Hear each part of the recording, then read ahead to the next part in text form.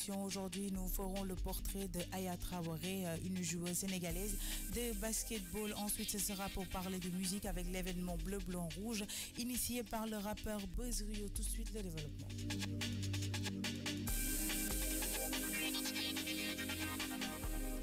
Bonjour à vous, chers auditeurs et internautes de la King FM. Ravi de vous retrouver encore une fois dans votre journal de la culture. À la présentation, Katinga et de l'autre côté de la baie vitrée, Tonto Daouda. Côté technique, côté digital, cher Faye. Alors, nous allons commencer ce journal avec l'actualité. L'acteur Jamie Foxx ne sera pas poursuivi pour agression sexuelle.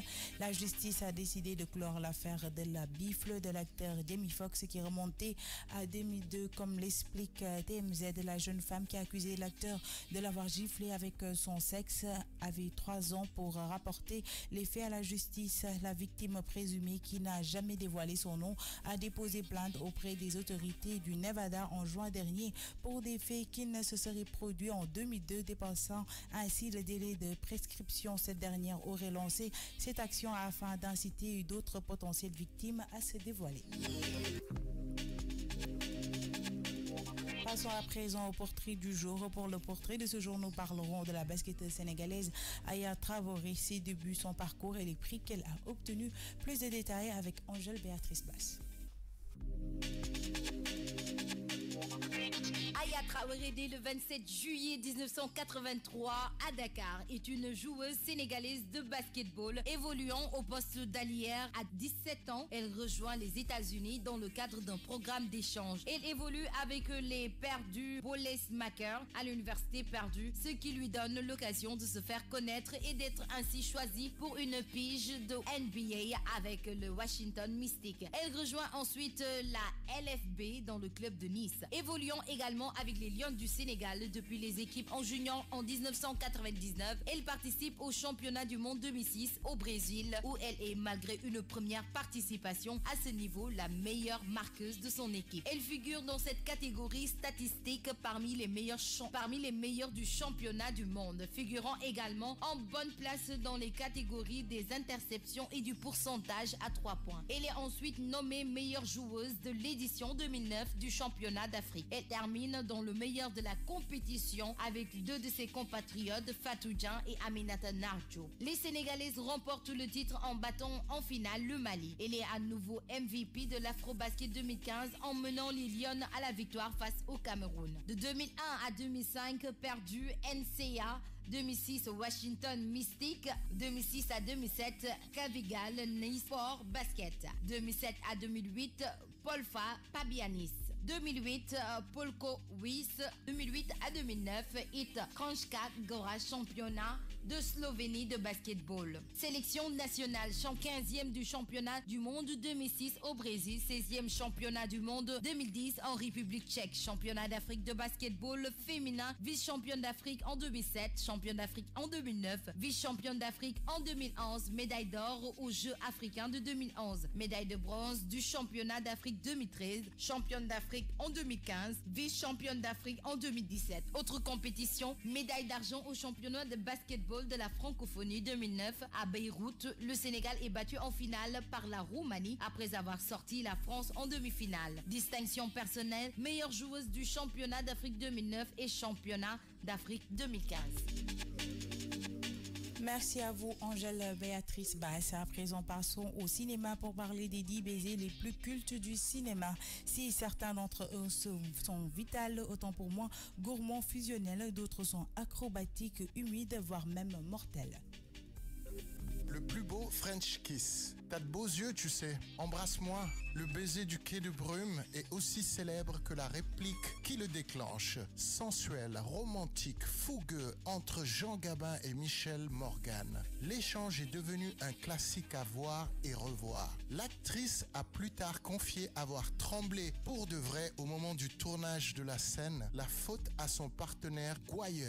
Il me disait, oh ben toi, t'es môme, tu sais pas embrasser évidemment. Il m'a taquiné qu'au moment de tourner cette scène de baiser. J'étais toute tremblante. Je ne savais pas comment faire ou où regarder. Alors on a commencé à tourner. Il m'a embrassé pour de bon. 9. Le plus renversant, mais aussi le plus à l'aveugle et le plus geek. La scène culte de Spider-Man, de Spider-Man, de Sammy Raimi est incontournable en matière de baiser héroïque, faisant suite à un sauvetage de vie en bonne et due forme. Le plus vital. On ne fera pas l'affront de vous expliquer en quoi le baiser que donne le prince à la naïve Blanche-Neige est vital. De même, celui du prince, encore lui, à la belle au bois dormant après 100 ans d'attente. Magique et imparable face aux sortilèges les plus malfaisants. Le plus mortel. Le fameux baiser de la mort, c'est celui de Michael Corleone, Al Pacino, qui dans Le Parrain 2 désigne sa victime, son propre frère. Pour un baiser digne de celui de Judas, je sais que c'est toi, Fredo. Tu m'as brisé le cœur. Un baiser viril pour une tradition biblique devenue tradition mafieuse, a glacé le sang. Le plus humide. En matière de baiser sous la pluie, on a déjà donné dans notre diaporama dédié à découvrir ici, après Audrey Hepburn et George Peppard sous les accords de Moon River, Diamonds sur le canapé, il y aura Hugh Grant et Andy McDowell en plein non-demande en mariage. 4 mariages et un enterrement. Et aussi Jonathan Rhys Meyer et Scarlett Johansson. Match point en plein interdit. Humide, torride et culte. Le plus populaire qui ne connaît pas la scène de Titanic. Celle qui a hissé Leonardo DiCaprio et Kate Winslet à la proue du célèbre bateau en même temps qu'au rang de star romantique s'il en est. Quelque temps avant le drame connu du monde entier, l'envolée en sens strict, des amoureux inoubliables, soleil couchant, musique culte, échanges passionnés et caméras tournoyantes. Tout y est. Le plus gourmand, c'est toute la force d'Abdel Latif Kechiche dans la vie d'Adèle. Filmer les bouches et les corps, aimantes et avide de ces héroïnes lesbiennes de façon crue, esthétisée, surtout très charnelle. La direction d'artiste du cinéaste a cependant suscité une vive polémique quelques temps après la consécration à Cannes et quelques semaines avant la sortie en salle. Lorsque Léa Seydoux et Adèle Exarchopoulos ont évoqué un tournage horrible car trop excessif et jusqu'au boutiste, la scène d'amour du film aurait entre autres nécessité 10 jours de tournage, trop intense. Dans le Kid, Charlie Chaplin met en scène une merveilleuse relation fusionnelle empêchée entre le vagabond devenu père adoptif et un petit-fils, un petit garçon et un petit garçon dont on va le séparer. Dans le Kid, Charlie Chaplin met en scène une merveilleuse relation fusionnelle empêchée entre le vagabond devenu père adoptif et un petit garçon dont on va le séparer. La scène d'acharnement au moment où arrivent les travailleurs sociaux est inoubliable, avec au final un baiser du père à son enfant absolu et déchirant, le plus instructif. Autre baiser encore plus explicite et pourtant plus soft, celui que Johnny Depp donne à Amy Locane dans Cry Baby. Un premier baiser où l'idée est d'expliquer à sa partenaire quoi faire exactement pendant l'étreinte. Au rayon, premier bisou, moins technique. On ne peut pas ne pas penser également à Sophie Marceau et Alexandre Sterling dans La Boom. Le plus langoureux, c'est lorsqu'ils dansent qu'ils s'embrassent le mieux. Dans Dirty Dancing, Patrick Swayze et Jennifer Grey ont l'art et la manière d'intégrer le baiser amoureux à la chorégraphie la plus précise et la plus sensuelle. Sur la musique de Cry to Me, l'étreinte amoureuse qui débouche sur un baiser plus qu'à affinité est parfait. Gaza Hong Kong. À l'instant, Momodou Lamine pour le cinéma. Parlons musique avec l'événement Bleu, Blanc, Rouge initié par le rappeur Buzz Rio. Le jeune homme explique que cet événement a été mis sur pied pour raffermir les liens entre la France et le Sénégal, mais aussi pour faire connaître beaucoup plus la culture rufisquoise. Plus de détails avec Buzz Rio. Pourquoi bleu, blanc, rouge? Parce que je suis rufisquois et tout le monde savait que Rufisque fait partie des 4 anciennes communes du Sénégal. Et à l'époque, il y avait ma grand-mère qui me disait que si tu es né en Rufisque, tu auras une nationalité française. Et aujourd'hui, on l'applique. Et aujourd'hui, j'ai dit en tant qu'artiste, je veux aussi commémorer l'histoire de la France et Rufisque en culture. C'est la première édition que j'organise et j'envisage et aussi je veux le refaire par an. J'ai organisé une soirée pour le 14 juillet et ça a coïncidé à la fête indépendance de la France. Et j'ai dit encore là, il faut que je fasse un truc pour le devoir de la mémoire de nos anciens.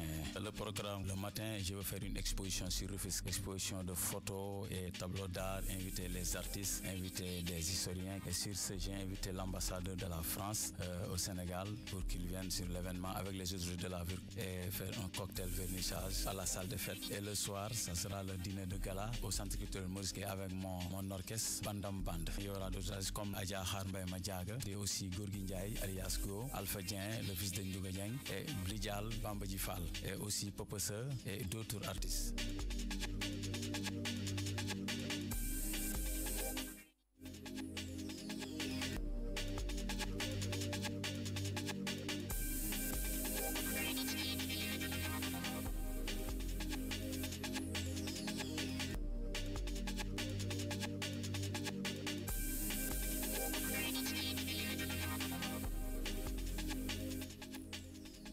À l'instant, Buzz Rio, parlons à présent sport avec l'équipe de France en terre inconnue et terre inconnue.